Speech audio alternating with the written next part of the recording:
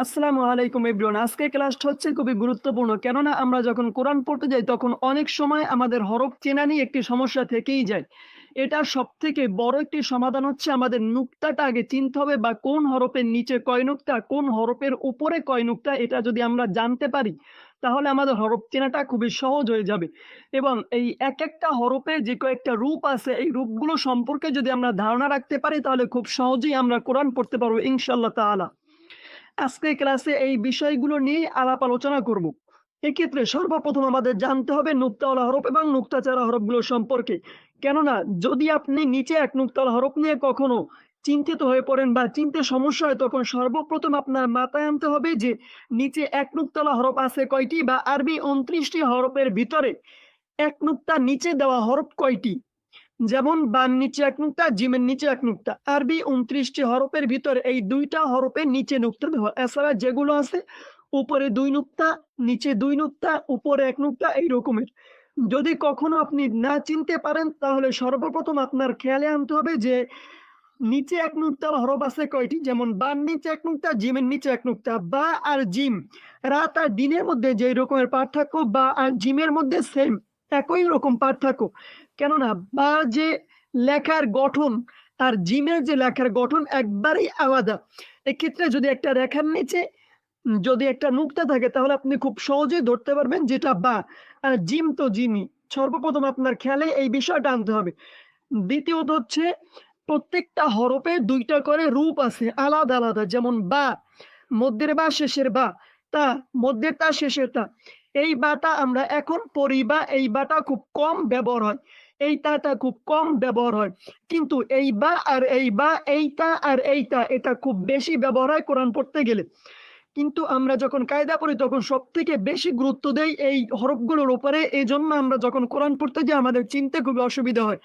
এজন্য আমাদের প্রথমত এই হরফগুলো খুব ভালো করে চিনতে হবে। কেননা এই জায়গা থেকে একটা হরফ মিলবে এবং এই জায়গা থেকে একটা হরফ মিলবে।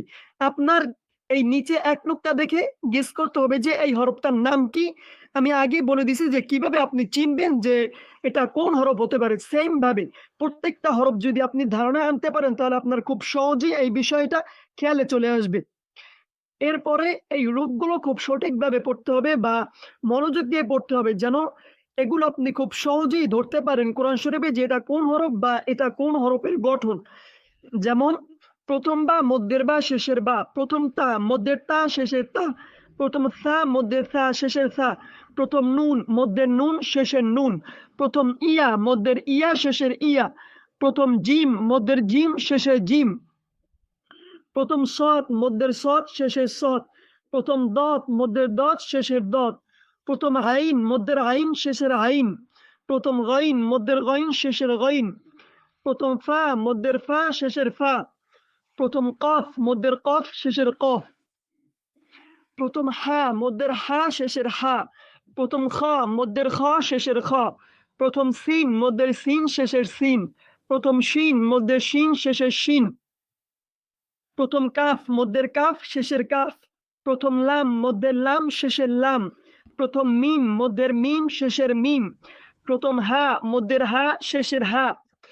এ জায়গায় সবথেকে বড় একটি টুইস্ট হচ্ছে যেই কয়টা হরফের মানে পাশাপাশি চিহ্নিত একটা হরফ আছে যে এই হরফটার সাথে এই হরফটা মিলে বা এই হরফটার সাথে এই হরফটা মিলার কারণে আমাদের চিনতে অসুবিধা হয়। এজন্য আপনাদের সুবিধার্থে এই জায়গায় সেম বা একই হরফগুলো পাশাপাশি দেওয়া হয়েছে।